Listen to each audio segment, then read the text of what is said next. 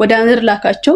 ኦኬ የዛኔ ወደ ምድር ሲልካቸው መጥቶ ለምን አዳናቸው? እዛው እኮ የሰው ልጆችንም በሙሉ እነሱንም ኃጢአተኛ ለማድረግ ስልጣኑ በእጁ ነበረ አይደለ? ስልጣኑ በእጁ ሆኖ ሳለ እሱ ሆኖ ሳለ ጸጽቶት ነው ድጋሚ መጥቶ የሰው ልጅ ሊያድን የመጣው። ትክክል አይደለሁም ሄጄ እንትን ልበልላቸው ብሎ ነው እሱ ነው። ሶስተኛው ደግሞ ይቅርታ አድርግልኝ፣ መጀመሪያ ላይ ነበር እንደውም ይሄንን መጠየቅ የነበረብኝ። በአካል ሶስት በአምልኮ አንድ ብላችሁ የምታምኑ እንትን አለ። አይ ቲንክ እንደውም በጣም ብዙ ጊዜ ግራ የሚገባኝ እዚህ ጋር ምንድነው ሊሆን ይችላል ብዬ የማስበው ማለት እንድታርመኝ ነው። መንፈስ አብ አለ፣ መንፈስ ቅዱስ አብ አለ፣ ወልድ አለ፣ መንፈስ ቅዱስ አለ። መጥቶ ለሰው ልጆች ኃጢአት ተሰቀለ ብላችሁ የምታምኑት ማንን ነው? ወልድን ነው፣ ማለትም ኢየሱስ ክርስቶስን ነው። የዛኔ በመለኮት አንድ ናቸው ሲባል በሚደረገው ነገር በሙላ ተስማምተው አይነት ነገር ነው አይደለ? እሺ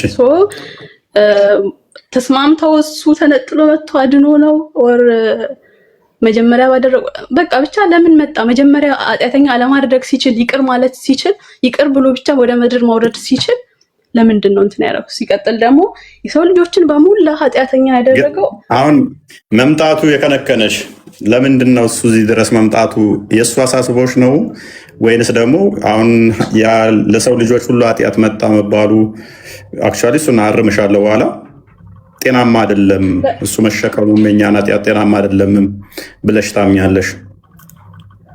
እንደዛ ሳይሆን ችግሩ መጀመሪያ ላይ እንትን ሊሆን ይችል ነበር። አይሚን ስልጣኑ በእጁ እስካለ ድረስ ተመልሶ እዚህ ምድር ላይ መምጣት አይጠበቅበትም ነበር። መጀመሪያ ላይ ከአዳም ጋር ቢወርድ ኖሮ ኦኬ አይሚን ሰዎችን አንተምር ምናምን ብዬ ወስደው ነበር። ግን መጀመሪያ ኃጢአትን በሙሉ ይቅር ማለት ሲችል ለምንድን ነው ምድር ከሆነ አዳም ከመጣ ከ700 ምናምን ዓመታት በኋላ መጥቶ ለሰው ልጆች ኃጢአት ተሰቀልኩ ማለት ያስፈልገው? መጀመሪያ ይቅር ማለት ሲችል። ይሄ ነው ጥያቄ። ሙይት ላድርግልህና መልሰልኝ። ያ እኛ ጋር በጣም የተብራራ ነው። መጽሐፍ ቅዱስ ግልጽ ነው። ዘፍጥረት ምዕራፍ 1 ላይ እግዚአብሔር ሰውን ከፈጠረው በኋላ የገዥነት ስልጣን ሰጥቶታል። ዘፍጥረት ምዕራፍ 1 ቁጥር 27 እና 26 ላይ በምን አይነት ሁኔታ እንደሚፈጥረው ነገረው። ከዛ በኋላ 8 ላይ ተፈጠረና ገዢ ተደረገ፣ የሁሉ ገዢ ሆኖ ተሾመ። ምዕራፍ 2 ላይ ግን ሀፊዝ ሚውታርክ ገና ሳላወራ ጣልቃ ልገባ ታስባለህ? እኔ እሷ ምን ያህል እንዳዳመጥኳት አላየህም? ጥያቄ ስጠይቅ እንኳን ሚውታርክ አዳምጣ።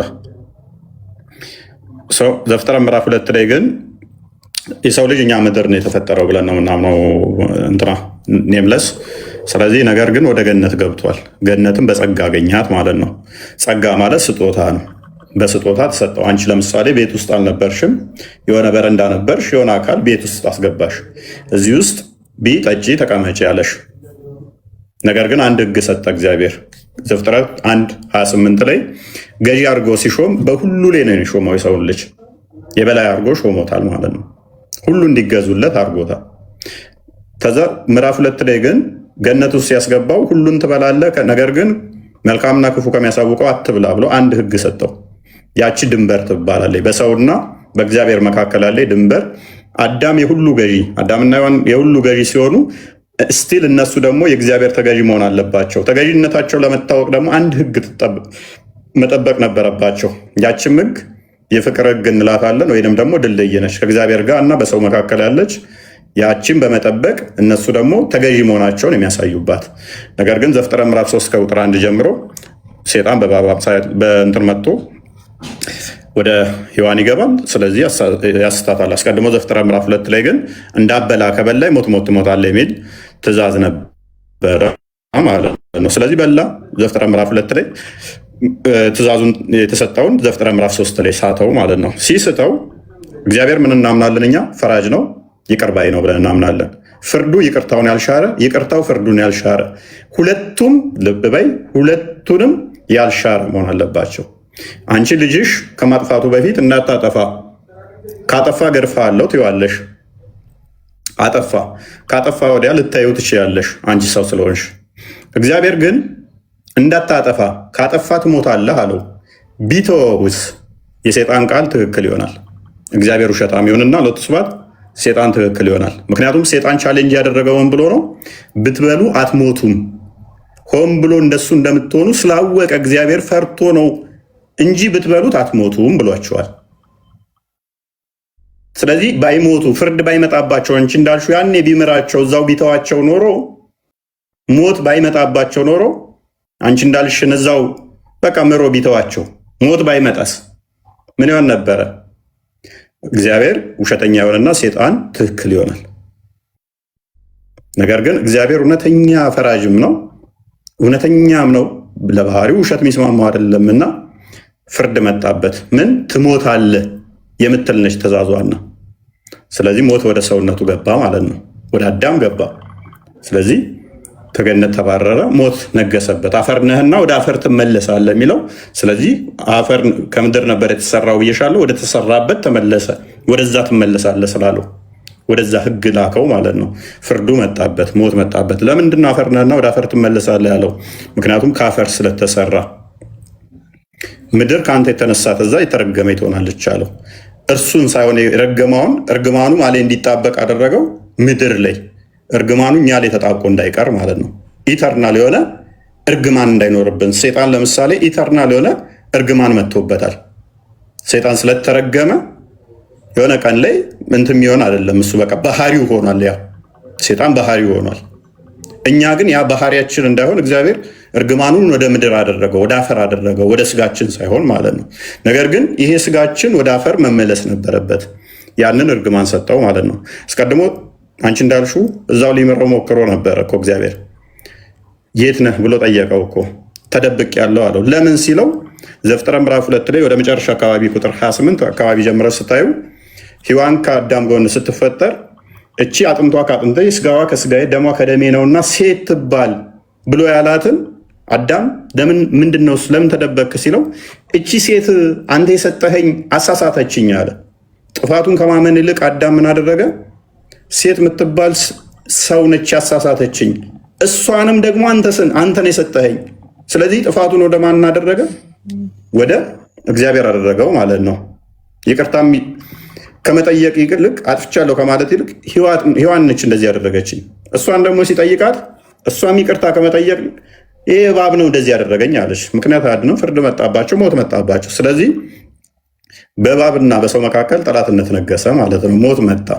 ስለዚህ ሁሉ በሞት ውስጥ ወደቁ ማለት ነው። በሞት ውስጥ ከወደቁ ደግሞ የግድ ካሳ ያስፈልግ ነበረ። ካሳ የሚክስ ደግሞ ያስፈልግ። ያ ካሳ ደግሞ ሮሜ ምዕራፍ 6 ላይ ከቁጥር 7 እስከ 12 መመልከት ይቻላል። ያንን ካሳ መካስ የሚችል ንጹህ የሆነ ያስፈልግ ነበረ። አዳም ዘፍጥረት ምዕራፍ 4 ላይ ከቁጥር 1 ስትመለከች ከገነት ከወጣ በኋላ እንደሱ ነው የወለደው። ይሄ ታሪክ ባይዞ እናንተ ጋርም ስላለ ነው መያዝ ትችያለሽ። በቀራ ምዕራፍ 2 ማለት ነው። ሱረቱ በቀራ 34 እስከ 38፣ ሱራ 7 ከ15 እስከ 25፣ ሱራ 20 ሱረቱ 20 ላይ ጣን መሰለኝ ሱራ 20 ወይንም ምዕራፍ 20 ከ115 እስከ 125 አካባቢ ይሄ ሙሉ ታሪካውን እያወራሁት ያለሁት አለ። ስለዚህ ከወጣ በኋላ ምንድነው እሱ ፍርዱ መጥቷል፣ ሞት መጥቶበታል። ቀደም ምን ብዬሻለሁ? እግዚአብሔር እውነተኛ ፈራጅ ነው ብዬሻለሁ። እውነተኛ ፈራጅ ብቻ ሳይሆን ግን መሐሪ፣ ይቅር ባይ፣ አዛኝ፣ ደግ፣ ሩሩ ነው ብለን እናምናለን። ፍርዱን በማሳየት ሴጣን ሐሰተኛ መሆኑን አሳየለን። መሐሪ መሆኑን ደግሞ ለማሳየት ዕብራውያን ምዕራፍ 1 ላይ የዘመኑ መጨረሻ ሲደርስ እግዚአብሔር አንድያ ልጁን ላከ። ከዛ ኃጢአቱን ካነጻ በኋላ በአብ ቀኝ ተቀመጠ ይላል ዓለምን በፈጠረበት በልጁ። ዕብራውያን ምዕራፍ 1 ቁጥር ከ1 እስከ 3። ስለዚህ ክርስቶስ ይመጣል በስጋ ማለት ነው። ለምንድን ነው በስጋ የመጣው? ለምን እዛ ሆኖ አያድንም ነበረ? ምክንያቱም ሴጣን ያሳሳተው እግዚአብሔርን ሳይሆን ሰውን ነው። በሰው ላይ ነው የነገሰው ሴጣን እንጂ በእግዚአብሔር ላይ አይደለም። ስለዚህ ሴጣን መሸነፍ ያለበት በሰው ነው። እግዚአብሔር እዛ ሆኖ እንደዚህ ማድረግ ይችላል። ነገር ግን ሰው አሸነፈኝ አይልም። ሴጣን ማን አሸነፈኝ ነው የሚለው። እግዚአብሔርማ ድሮም እንደሚያሸንፈኝ አውቃለሁ፣ ሰውን ግን እቀጠቅጠዋለሁ፣ አሸንፈዋለሁ የሚል አርጉመንት ነው የሚሰራው። ይሄ ጸጋ መምጣት ያለበት ሰው ሴጣንን የሚገዛ የሚረግጥ መሆን መቻል አለበት። ምክንያቱም ዘፍጥረት ምዕራፍ 3 ቁጥር 15 ላይ በአንተና በሴቲቱ መካከል በዘርና በዘሯ መካከል ጠላትነትን አደርጋለሁ፣ እሱ ራስን ይቀጠቅጣል፣ አንተ ሰኮናውን የሚለው ይሄ ትንቢት መፈጸም አለበት። ያሳሳተው የሰው ልጅ ነው እንጂ እግዚአብሔርን ስላልሆነ ማለት ነው። ስለዚህ የሚቀጠቅጠው ማን መሆን አለበት? ከሴቲቱ የተወለደ መሆን አለበት። ሴት መድረገም ስለሌለባት ሉክ እዛ ጋር ዘፍጥረት ምዕራፍ 3 ላይ አስቀድማ የሴጣንን ድምፅ የሰማችሁ ሔዋን ነች፣ ድንግል ነበረች። ካሳው መምጣት ያላለበት በተመሳሳይ ነውና ሉቃስ ወንጌል ላይ ምዕራፍ 1 ላይ ቁጥር 26 ላይ ደግሞ ድንግል የሆነችው አንዲት ድንግል ከገሊላ ያለች ምን ማርያም የምትባል ትመጣለች። እዛ ደግሞ ሔዋን የምትባል ትመጣለች። ልክ ኢሳያስ ምዕራፍ 1 ቁጥር 9 ላይ እግዚአብሔር ዘርን እንዳያስቀርልን እንደ ሰዶም በመሰል እንደ ገሞራም በሆን ነበር ያለው አንዲት ዘር የቀረችው ያቺን ማን ለሔዋን አቻ የምትሆን ትመጣለች። ያቺ ድንግል የነበረችው ሔዋን የሴጣንን ድምፅ ሰማች። እችኛዋ ድንግል የሆነችው ማርያም ደግሞ የገብርኤልን የእግዚአብሔርን ድምፅ ትሰማለች። ምን ይላታል? ገና ሲመጣ እነሆ በእግዚአብሔር ፊት የምቆም እኔ ቅዱስ ገብርኤል ነኝ ይላታል። የእግዚአብሔርን ድምፅ የሚሰማው ይመጣል ማለት ነው። የእግዚአብሔርን ድምፅ ትሰማለች። ምንድነው የበላችው? ያችኛዋ ጸበለስን በላችና ሌሎቹን አበላች። ሔዋን ማለት ነው። ቀድማ በላችና አዳምን አበላችሁ ማለት ነው። ማርያምስ የማህፀንሽ ፍሬ የተባረከ ነው ትላለች። አስቀድማ የጸነሰችው የያዘችው የማንን ድምፅ ከሰማይ በኋላ የእግዚአብሔርን ድምፅ መልአኩን ከሰማይ በኋላ በማህፀኗ ያደረው ማን ነው? እሱ ቅዱሱ የእግዚአብሔር ልጅ ነው። ስታመሰግን እዛው ሉቃስ ወንጌል ላይ ምዕራፍ 1 ላይ ከቁጥር 30 ጀምሮ የማህፀንሽ ፍሬ ብላ ኤልዛቤት ታመሰግናታለች ማለት ነው። ከዛ ክርስቶስ ራሱ ሲመጣ ደግሞ ዮሐንስ ወንጌል ምዕራፍ 6 ላይ ከቁጥር 48 እስከ 58 ድረስ ከሰማይ የወረደ ሕያው እንጀራ እኔ ነኝ ይላል። ዮሐንስ ወንጌል ምዕራፍ 15 ላይ እኔ የወይን ግንድ ነኝ ይላል፣ አባቴም ገበሬው ነው ይላል። ያቺ ፍሬ በልታ ኃጢአት አመጣች። ፍሬውን ደግሞ መልካሙን ፍሬ የምትሰጠው ደግሞ እችኛዋ ሔዋን ዳግማዊቱ ሔዋን ትመጣለች። ማርያም ማለት ነው። ካሳው በተመሳሳይ መምጣት አለበት። ሴት እዛ ጋር ጠፋይ ተብላ ስትባል እዚህ ጋር ድነቱ መምጣት አለበት በሴት ነው። ሞት በማን መጣብን?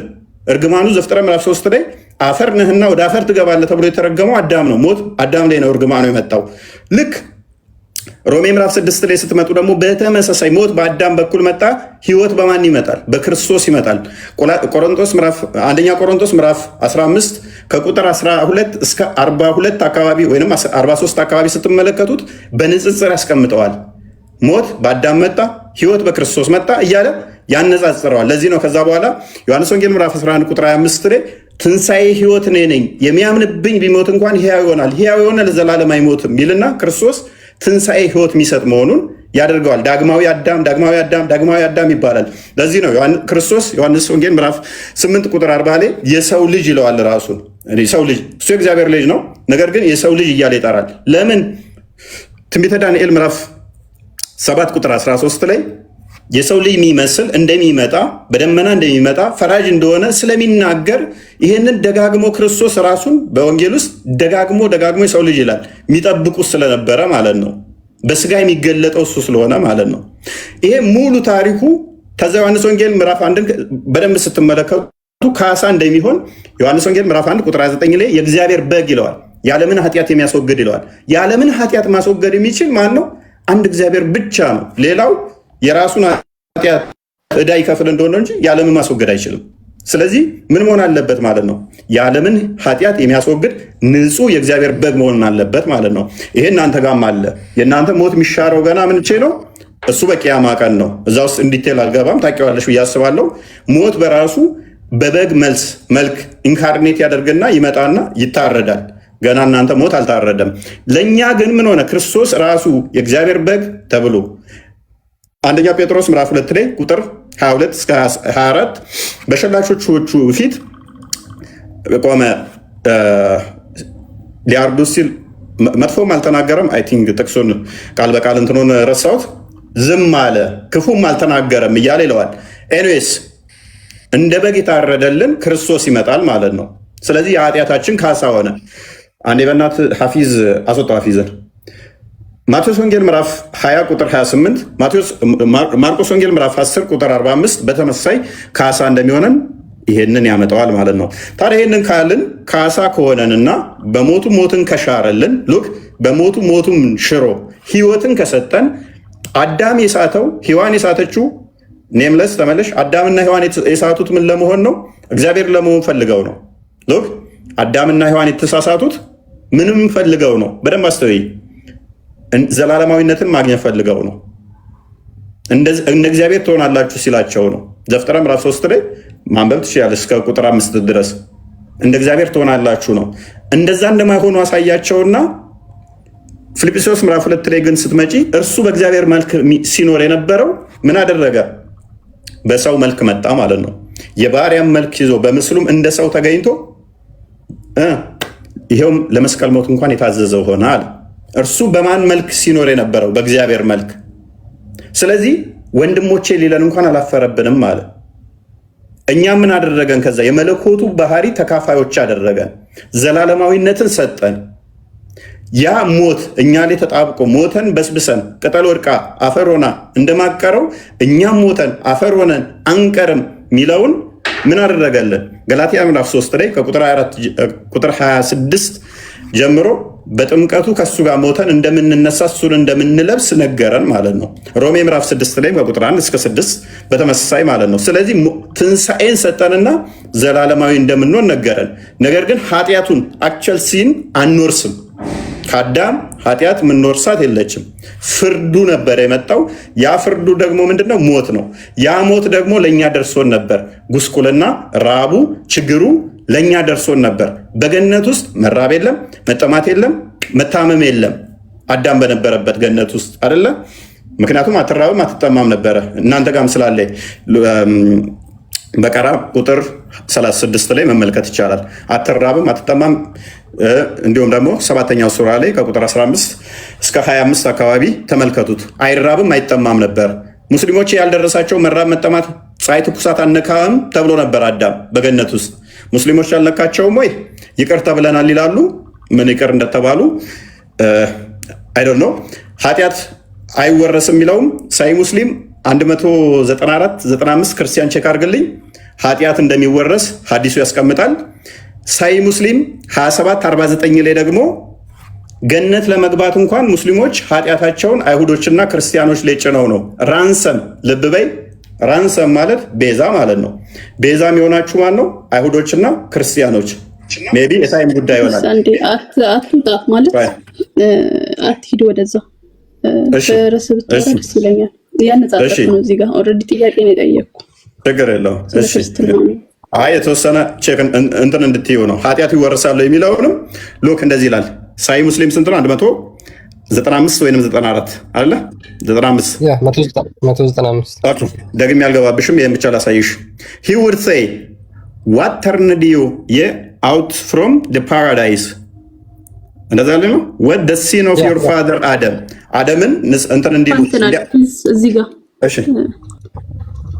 አልገባብሽም። አንዴ እዚህ ጋር የጠፋ እንትን አለው ጽሁፉ ላይ ማለት ነው። ምንድን ነው የጠፋው?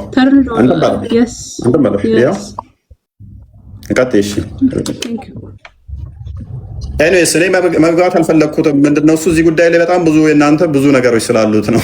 እንደሚነገረው እዛ አይደለም። ከገነት የወጣችሁት በአዳም ኃጢአት ምክንያት ነው። ኤኒዌይስ የእኛ ምንድነው እሱ ይሄንን ተስፋ አግኝተናል። ዘላለማዊ ገነትን ተዛ ተሰጠን። ውሽዝ ሞተን አንቀርም። ገነት ሳይሆን አሁን የምንናፍቃት እኛ መንግስት ሰማት ነች። ገነት የምታልፍ ነች፣ አሮጌ ነች።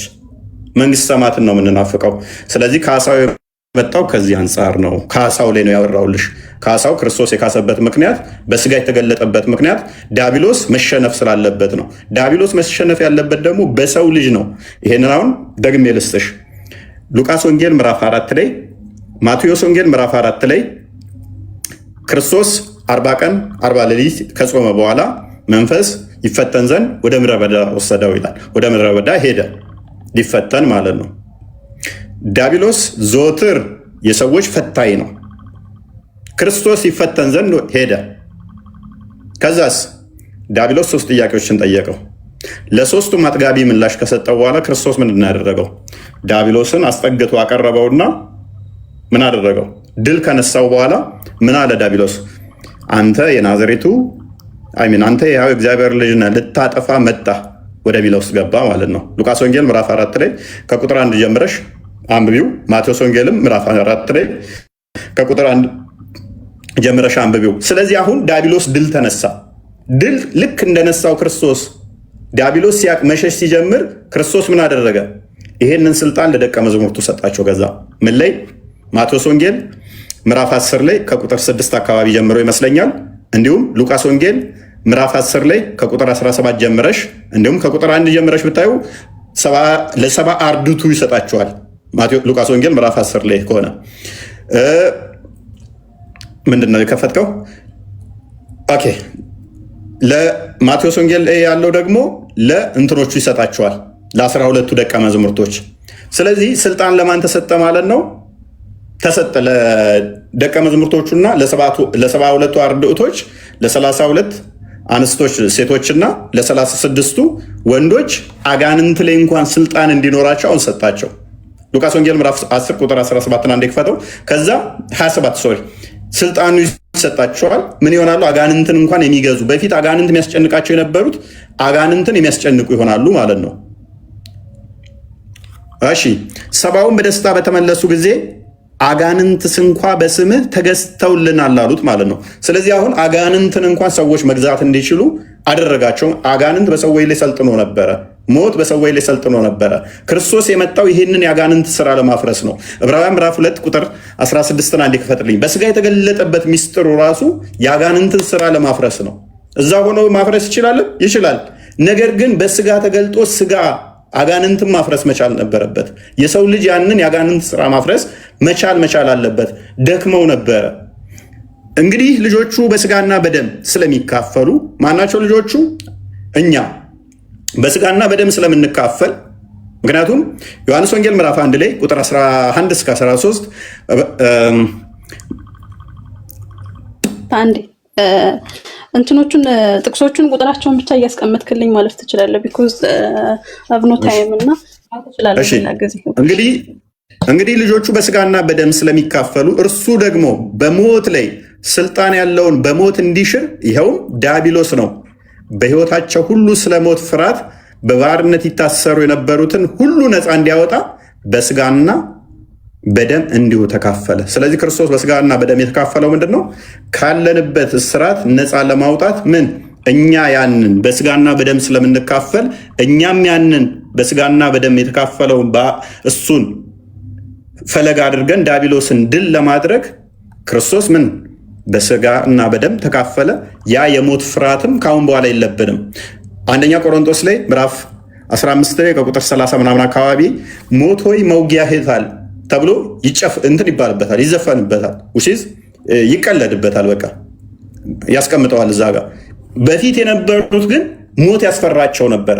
አሁን ሞት ተሻረ፣ ውሲዝ የሚያስፈራ መሆኑ ቀረና ቅዱስ ጳውሎስም ሲናገር ልሄድ እቸኩላለሁ፣ ናፍቃለሁ፣ ከክርስቶስ ጋር ልገናኝ ይላል። አሁን በኋላ ምን የለምና አንቆም ይዘን አይደለም፣ ሞት የሚያስጨንቀንም አይደለም። በእናንተ እንዳልኩሽ ነው፣ በበግ መልክ ይመጣና ገና ይታረዳል። ዘላለማዊነት ገና ነው። ስለዚህ ይህን ይመስላል። በእኛ ክርስቶስ የመጣበት ምክንያት ከዚህ አንጻር ነው። ሌላኛው ምንድነው እሱ የምታመልኩት ያልሹ ላይ ሜይ ቢ ትንሽ ነካ ለማድረግ አካል እኛ አንድ አምላክ እናመልካለን ብለን እናምናለን። ስማ እስራኤል ያህዌ ኤሎሄን ኢካድ የሚለው ስማ እስራኤል አምላካችን ያህዌ አንድ ነው። ዘዳግም ምዕራፍ 6 ቁጥር 4 ላይ ይሄ የተነገረበት እግዚአብሔር አምላካችን አንድ ነው። እኛ በቁጥር አይነገርም እግዚአብሔር። ነገር ግን መጽሐፍ ቅዱስ የተጻፈው በሰዎች ነውና ለሰዎች ነውና መንፈስ ቅዱስ ሰዎችን መርቷቸው ቅዱሱን የእግዚአብሔርን ቃል በሰውኛ ቃል ጽፈውታል ብለን እናምናለን እንጂ እግዚአብሔር አንድ ነው፣ ሁለት ነው፣ ሶስት ነው ተብሎ የሚቆጠር አይደለም። አምላክ ከቁጥር በላይ እንጂ በቁጥር የሚገለጽ አይደለም። ነገር ግን ሌላ የለም ለማለት አንድ ነው የሚለውን እንግባባበታለን። አንድ አምላክ ነው ያለው፣ ሌላ አምላክ የለም የሚለውን ለማሳየት ውሽዝ ሌላ የለም አብሮት የለም ለማለት ኢጅማ ነው። ቁጥር ስምምነት ነው። በስምምነት ስንስማማ ስምምነት ሁሉ ፈጣሪን ይገልጻል ብለን አናምንም። እኛ ፈጣሪን ምንም ነገር በባህሪ በሙላት ይገልጻል የሚል እምነት የለን። ምንም ነገር ፈጣሪን በሙላት ሙሉ ለሙሉ ፈጣሪ የሚገልጽ ነገር የለም። ነገር ግን ያ ቁጥሩ ምንድነው? የሰዎች ስምምነት ስለሆነ ቁጥር አንድ ማለት የቁጥሮች መጀመሪያ ነች። ከአንድ በፊት ያለችው ዜሮ ላይ ከዛ ምናምን ሰዎች ስለተስማሙበት በዛ ስምምነት ሌላ የለም በሚል አንድ ነው አምላካችን ብለን እናምናለን። ነገር ግን ያ አንዱ አምላካችን ሶስት አካል አለው ብለን እናምናለን። በአካል ሶስት ብለን እናምናለን። አምላካችን ልብ በይ። አምላካችን ምን አለው? ቃል አለው ብለን እናምናለን። አምላካችን ቃል አለው። አምላካችን ሕያው ነው ብለን እናምናለን። ሕይወት አለው ብለን እናምናለን። ስለዚህ ቃሉን ምን ብለን እንጠራለን? ልጅ ብለን እንጠራለን። አምላካችን ሚዩት አይደለም፣ ውሽዝ እንደኔና እንዳንቺ አይደለም ቃሉ። ነገር ግን ቃል አለው። ያ ቃሉን ደግሞ ልጅ ብለን እንጠራዋለን። ከእርሱ የተገኘ ከእሱ የሚወጣ ነውና ልጅ ብለን ስንል በስጋና በደም እንደሚመጣው እንዳልሆነ ዮሐንስ ወንጌል ምዕራፍ 1 ቁጥር 13 ላይ እኛ እንኳን የጸጋ ልጆች ስንሆን ምን ተብለን ነው የምንጠራው? በስጋና በደም አይደለም፣ እንደ ወንድ ፍቃድ አይደለም ይለዋል። ስለዚህ ከእሱ የሚወጣው ልጅ ብለን እንጠራለን። ይሄ ቁርአን እናንተ ለምሳሌ ያለ ቃል ነው ብላችሁ ታምናላችሁ፣ እሱም ፍጡር አይደለም ብላችሁ ታምናላችሁ። ኤኒዌይስ እዛ ውስጥ አልገባም። እኛ ደግሞ የአብ የባህሪ ቃሉን ልጅ ብለን እንጠራለን። ያ የባህሪ ቃሉ በስጋ ተገለጠ፣ የመለኮት ሙላት በዛ በስጋ ውስጥ ተገልጦ ይኖራል ብለን እናምናለን። ቆላሲያስ ምዕራፍ 2 ቁጥር 9 ላይ የመለኮት ሙላት በሰውነት ውስጥ ተገልጦ ይኖራል ስለሚል ማለት ነው። እናንተ በተመሳሳይ ቁርአን ወረቀቱ ፍጡር ነው፣ ነገር ግን ቃሉ ፍጡር አይደለም ብላችሁ ታምናላችሁ። እንደገና በቂያማ ቀን ደግሞ ሰው ሆኖ ይመጣል ብላችሁ ታምናላችሁ። ኤኒዌይስ ብቻ እኛ ግን ያ ክርስቶስ ማርያምን ፈጠራት፣ ቃል ሁሉም ፈጠረ። መጀመሪያ ቃል ነበር፣ ቃልም በእግዚአብሔር ዘንድ ነበር፣ ቃልም እግዚአብሔር ነበር ካለ በኋላ ዮሐንስ ወንጌል ምዕራፍ 1 ቁጥር 3 ላይ ሁሉ በእርሱ ሆነ፣ ሁሉ በእርሱ ያለ እርሱ አንዳች ሆነ የለም ይላል። ሁሉ በእርሱ ነው የሆነው፣ ያለ እርሱ ደግሞ በዚህ ስንመለስ አንዳች ሆነ የለም ይላል። ቁጥር 14 ላይ ስትመጪ ቃልም ስጋ ሆነ ጸጋና እውነትን ተሞልቶ በእኛ አደረ ይላል። ስለዚህ ስጋ ተዋህዶ ተገለጠማ ቃል። ስለዚህ ሁሉም ፈጥሮ ስጋን አዘጋጅቶ በስጋ ክርስቶስ ተገለጠ። ክርስቶስ ማን ነው? ሰው። ክርስቶስ ማን ነው? የአብ ልጅ አምላክ ነው። የባህሪ ልጁ እንደመሆኑ ቃል ምንድን ነው? ልበይ አስቀድሞ ሁሉን የፈጠረ ስለሆነ በስጋ የተገኘው ክርስቶስ እሱ ፍጹም አምላክ ፍጹም ሰው ነው ብለን እናምናለን።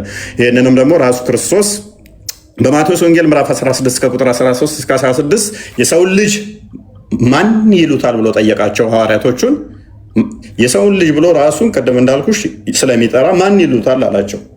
ከዛ ምን አሉት? አንዳንዶቹ ኤልያስ ይሉሃል፣ አንዳንዶቹ ኤርሚያስ ይሉሃል፣ አንዳንዶቹ ከነቢይ አንዱ ነህ ይሉሃል አሉት። ኤልያስ የሚሉት ነበሩ፣ ኤርሚያስ ነህ የሚሉት አሉ፣ እንደ ሙስሊሞቹ ደግሞ ነቢይ ነህ የሚሉት አሉ። ከዛ ምን አላቸው? ከሶስቱ አንዱ ነኝ አላቸው። ነው ምን አላቸው? እናንተስ እኔን ማን ብላችሁ ነው የምታምኑት አላቸው። ጴጥሮስ አንተ የሕያው የእግዚአብሔር ልጅ ነህ አለው። አንተ ይሄ ስጋና ደም አልገለጸልህም የሰማዩ አባቴ እንጂ ብሎ የአብ የባህሪ ልጅ መሆኑን በማጽደቅ አንተ አለት ነህ፣ በአንተም ላይ ቤተክርስቲያንን እንሰራለሁ፣ የገሃነም ደጆች አይችሏትም ብሎ ቤተክርስቲያኑን መሰረተ ክርስቶስ ማለት ነው። ነቢይ ነኝ የሚለውን አላጸደቀም፣ ከነቢይ እንዳንዱ ስላልሆነ። ኤርሚያስ ኤልያስ የሚለውን አላጸደቀውም ማለት ነው።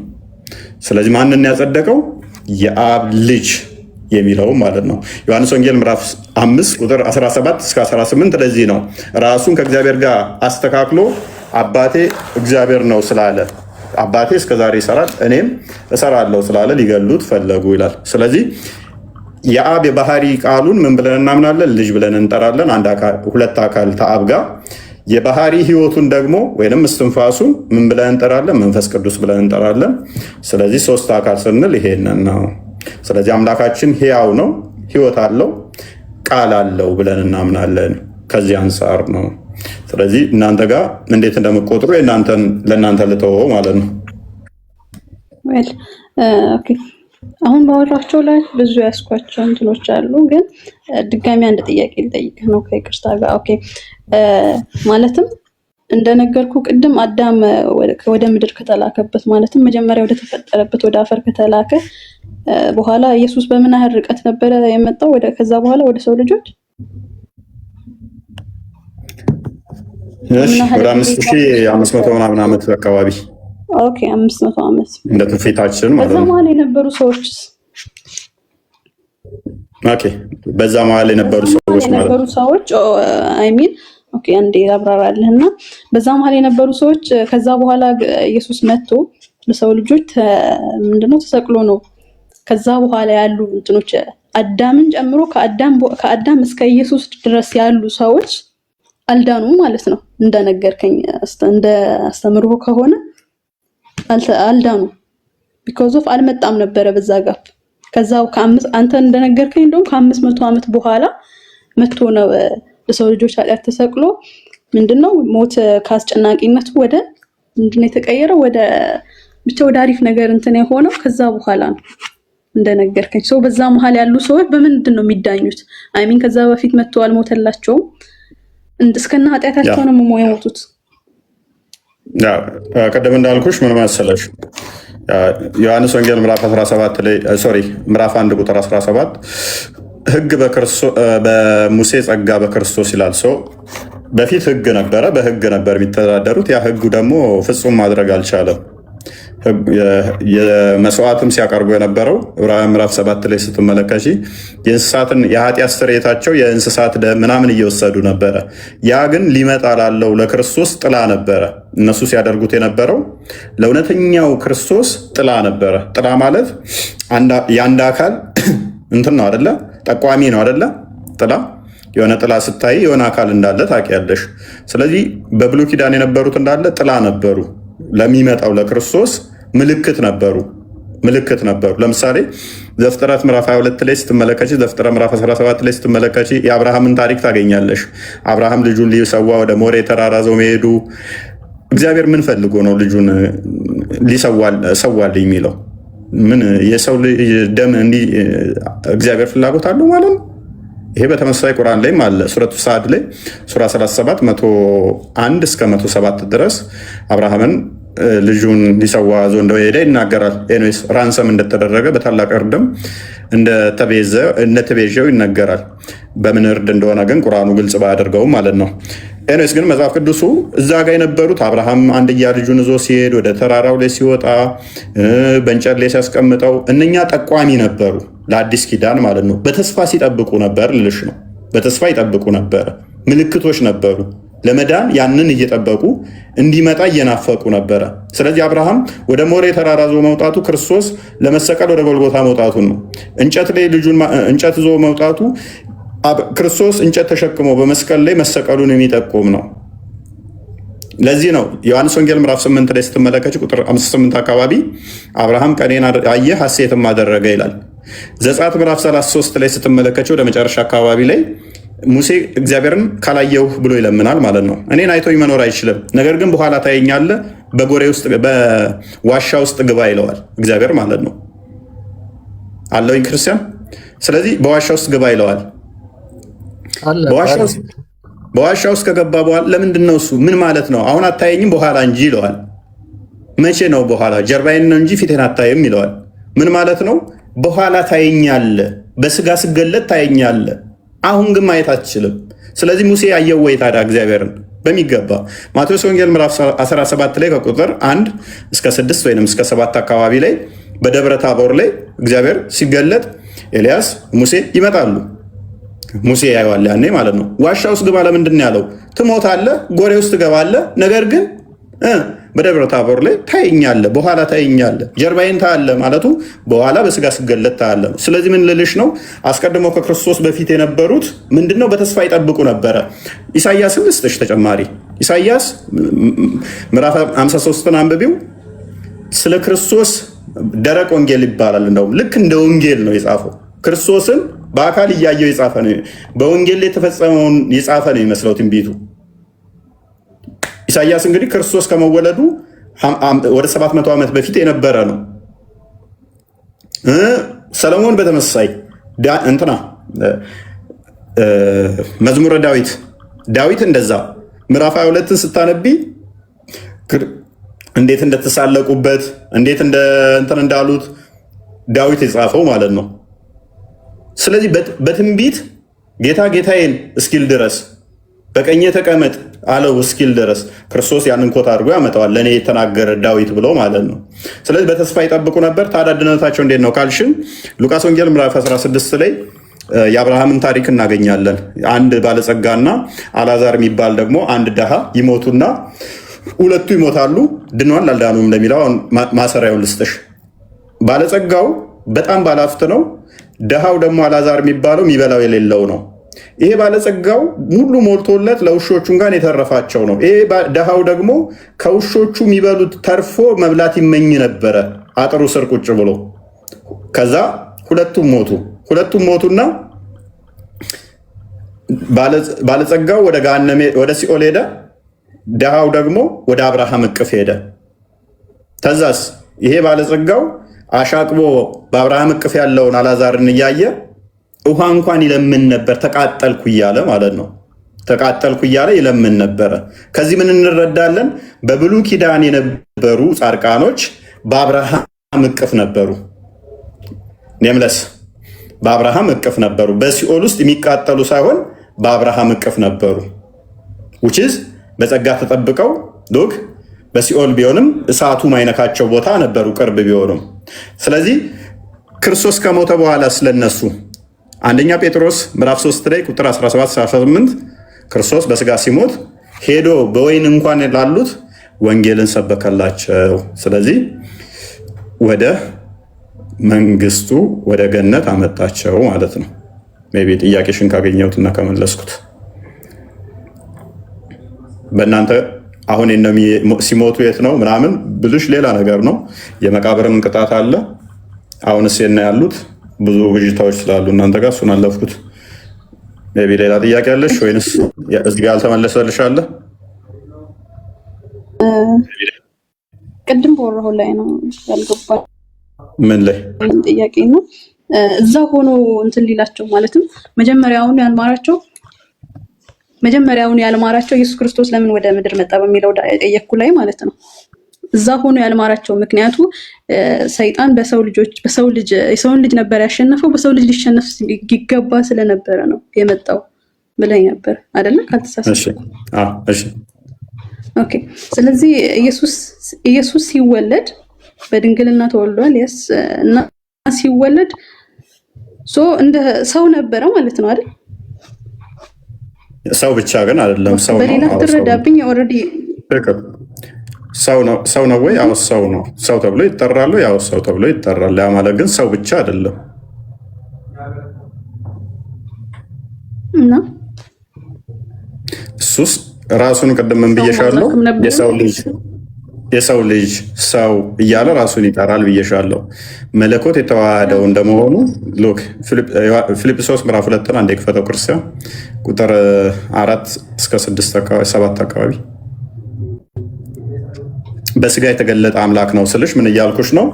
እሱ ፍጹም አምላክ ነው። ያ ፍጹም አምላክ የሆነው ቃል ብቻ የነበረው በመጀመሪያ ቃል ብቻ የነበረው ነገር ግን በስጋ ተገለጠ። በስጋ ሲገለጥ ያ የተገለጠው ደግሞ የሚመስል ሳይሆን አንቺ ያለሽን የሰው ባህሪ ያላቸውን እዞ ተገለጠ ማለት ነው። ነገር ግን ተዋህዶን በደንብ ታሳቢ አድርገን ማለት ነው። እንደዚህ ላለው እርሱ በእግዚአብሔር መልክ ሲኖር ሳለ በማን መልክ ይላል እህታችን? በእግዚአብሔር ላላ ከእግዚአብሔር ጋር መተካከልን መቀማት እንደሚገባው ነገር አልቆጠረውም አለ። በማን መልክ የሚኖረውን? በእግዚአብሔር። ነገር ግን አለ የባሪያን መልክ ይዞ የማን መልክ አለ? የባሪያ በሰውም ምሳሌ ሆኖ ራሱን ባዶ አደረገ። በምስሉም እንደ ሰው እንደ ሰው ተገኝቶ ራሱን አዋረደ፣ ለሞት ይኸውም የመስቀል ሞት እንኳ የታዘዘ ሆነ። ልብ በይ፣ መለኮት የሚሞት የሚራብ የሚጠማ አይደለም። ግዙፍ የሚጨበጥ የሚዳሰስ የሚዘረጋ የሚታጠፍ አካል ያለው አይደለም መለኮት። ነገር ግን የሚታጠፍ የሚጨበጥ የሚዳሰስ የሚታይ የሚደክም የሚመታ የሰውን አካል ተዋሃደ ማለት ነው። ቃል መለኮት እሱን ተዋሃደና ተገለጠ። ስለዚህ እሱን ማን ብለን እንጠራለን? ሰው አምላክ ብለን። አምላክ ሰው የሆነ አምላክ ማለት ነው። ሰው የሆነ አምላክ። ኦኬ እሺ። ማለትም የእግዚአብሔር ቃል ኢየሱስ ነው ማለት ቃሉ ነው። ኦልሬዲ ስጋ ለብሶ እንደ ሰው ሆኖ መጥቶ ነው። እሺ መጽሐፍ ቅዱስስ ምንድን ነው? መጽሐፍ ቅዱስ እግዚአብሔር እስትንፋስ ያለበት በሰዎች የተጻፈ ለሰዎች መመሪያነት የሚያገለግል ነው። የዚህኛው ላይ ምንድነው አሁን እናንተ ጋር ቁርአን ያለ ቃል ነው ብላችሁ የምታምኑት በተመሳሳይ ላይ አሁን ለምሳሌ ቁርአንን እንዴት ነው የምትረጁ ብልሽ ፍጡር አይደለም ብለሽ የምትረጁ ወረቀቱ እሷ ብልሽ ፍጡር ነው እንደምትይኝ ኦብቪየስ ነው። ወረቀቱን ልንዳስሰው ልንይዘው ምንችል ነው። ነገር ግን ቁርአኑን አንስቼ ፍጡር ነው ፍጡር አይደለም ብልሽ ምንድነው ምላሽ? ፕሊስ እዚህ ጋር እያነጻጸርን አይደለም ብያለሁ። ያ ለዛ ነው አስቸጋሪ የሚሆንብሽ። አየሽ የእናንተም ኮንሰፕቱን በደንብ ከተረዳችሁት እኛ ጋር የመጠየቅ በጣም ቀላል ነው።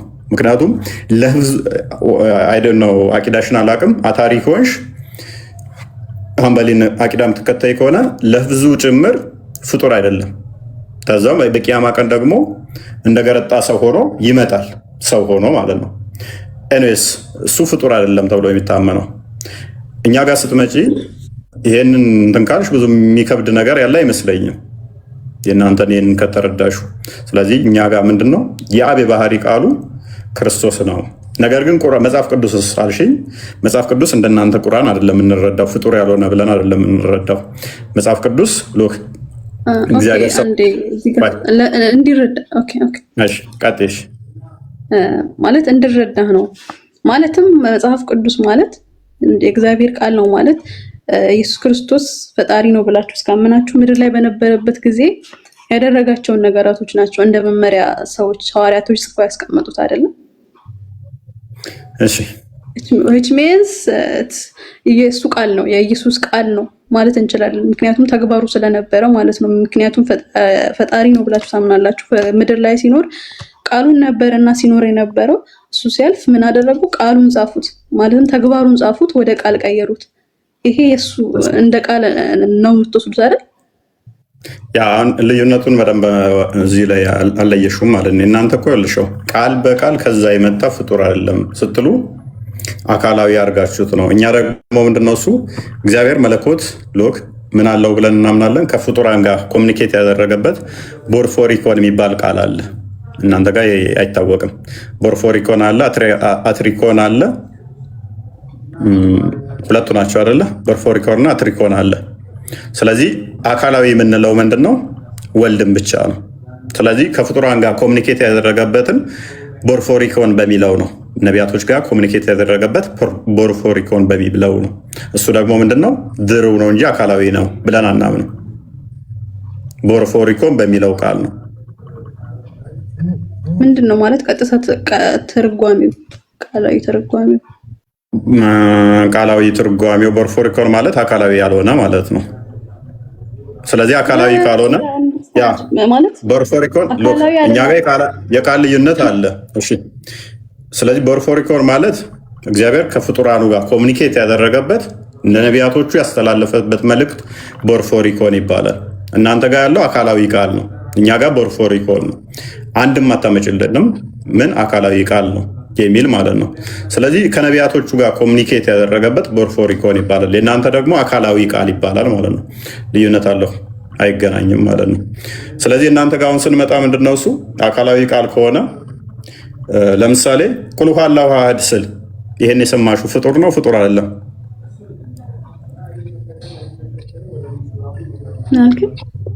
ቁል ሁወ አላሁ አሐድ ብዬ ስል የሰማሽው ነገር ፍጡር ነገር ነው ወይንስ ፍጡር አይደለም? ቃል ነው የሰማሁት።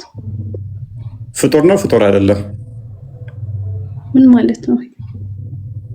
ግልጽ እኮ ነው። ፍጡር ነው ፍጡር አይደለም? አሁንም ወደ ሌላ እየሄድክ ነው። እዚህ ጋር እያነጻጸርክ ነው።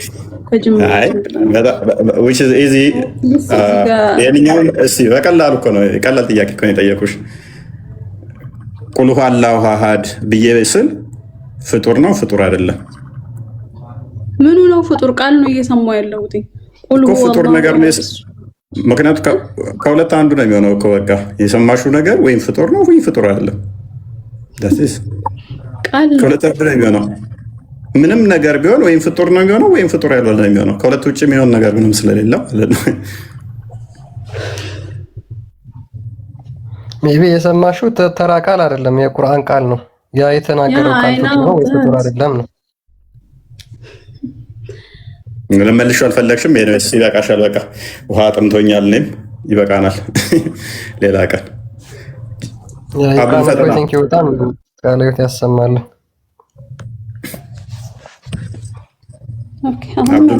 ተመለሱ ጥያቄዎች አሉኝ፣ ግን ኦኬ እመለሳለሁ። ችግር የለም። የቀሩ ጥያቄ አሉ?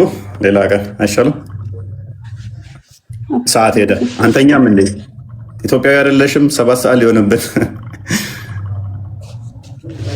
ኦኬ ቴንክ ዩ። እሺ ባይ። አብዱል ፈተና ተኛ እንዴ? አብዱል ፈተና ለሽ ብሏል።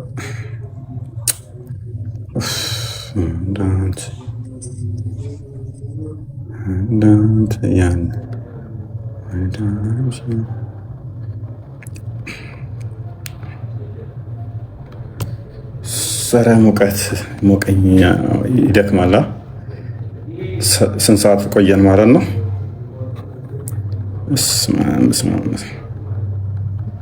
ቆይ ይሄ ማን ነው? ገና ቅድም ቁጥር መጽፎ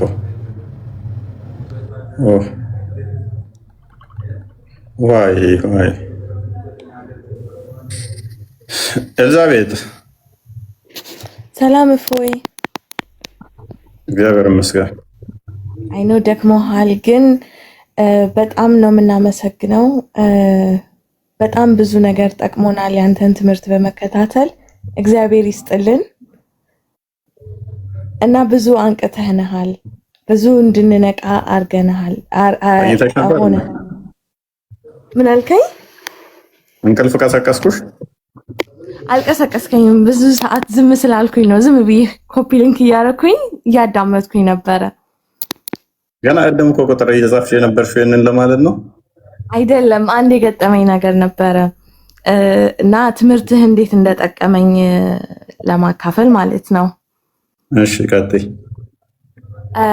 እዚህ የምኖርበት ሀገር አንዳንድ ጊዜ ሙስሊሞች ቁርአንን በእንግሊዘኛ እንትን ብለው ማለት ነው ይሰብካሉ። ቁርአን ትፈልጋላችሁ ምናምን ይላሉ። እና አንተ ካስተማርከው ትምህርት ውስጥ አንዱ መቶ ቁርአን ትፈልጋለች ሲለኝ ነው አልፈልግም አልኩት። ከዛ ክርስቲያን ነሽ ሲለኝ አዎ አልኩት። ከዛ ቀጠለ ኢየሱስ ክርስቶስ ወደ አምላኩ እንደጸለየ ታውቂያለሽ ወይ አለ።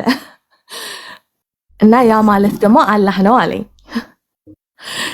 ከዛ እኔ ደግሞ ኦኬ አላህን አባት ፋደር እያልክ ነው ወይ አልኩት። አንተ ያስተማርከው ማለት ነው። ኦኬ። እና ብዙ ጥቅሶች ጠቀሰ ከመጽሐፍ ቅዱስ እና ይሄ ማለት ስላሴ ነው ትሪኒቲ ማለት ነው። ከዛ ቃል በቃል አሳየኝ አለ። ትሪኒቲን መጽሐፍ ቅዱስ ላይ ቃል በቃል አሳየኝ ሲለኝ እሺ አንተ ቁርአን ምንድነው አልኩት። ያላህ ቃል ነው አለኝ። ከዛ ያላህ ቃልን ደግሞ ቃል በቃል ቁርአን ውስጥ አሳየኝ አልኩት።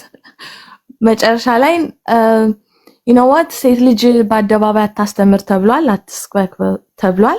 ስለዚህ ደግሜ ማናገር አልፈልግም አለኝ። እና ያንተ አስተምሮትን ኦልሞስት አሁን በቃ አሸንፎሻል አሁን እኔ ማሸነፍም መሸነፍም አልልም፣ ግን በቃ መልስ መኖር ራሱ ትልቅ ነገር ነው። አበርትተህናል። ኖት ይዘን ሁሉን ነገር እየተማርን ነው። እናመሰግናለን። እግዚአብሔር ይስጥልን። ደክሞሃል። ደህና ደር እፎይ። እዛ ያለው እንትን ለማለት ነው፣ ቻሌንጅ ለማለት ነው። ቆይ ያኔ ያውለታ እንትን ብሎኛል፣ ዛሬ አያመልጠኝም ምናምን ነገር እያልሽ ነው አይደል የምትማሪው? በቃ ሳይጠሩኝ ሁሉን ነው የሚሄደው ያሉበት ቦታ። ጠቦቅ ጥሩ። እናመሰግናለን እፎይ። ደህና ደር። አንተ በለኛ ወይ መደፊ እናንተ በጣም ማለት ነው ሰዎች እና ላይቭ በጣም ባይዞ በጣም ላይቭ ለምን እንደሆነ እኔ እንጃ፣ በጣም እያስጠላኝ ነው። ቲክቶክ በጣም እያስጠላኝ ነው እና እረፍት አድርጌ ስመጣ ቲክቶክ በጣም ነው የሚያስጠላኝ እና ልክ ሳስበው ራሱ መጨቃጨቁ እረፍት አድርጋችሁ ምናምን ነገር የሆነ እንትን ነው ይመስላችሁ። ቲክቶክ በጣም የሚያስጠላው እና ኤኒዌይስ በርቱ። ግን ምን ታዘባችሁ? ስለ አላህ ሲጠየቁ ያላቸውን ምልከታ ግን እንዴት አያችሁት? አንድ አምላክ አምልኩ ቆጥረን ማንጨርሰው አላህን እያመለኩ አንድ አምላክ አምልክ ይላል። ቆጥረ ማጨርሰውን አካል እያመለክ ማለት ነው። እና በድራማቸው ይጽናናሉ። ልዩነታቸውን ላለማውጣት በጣም ይጥራሉ።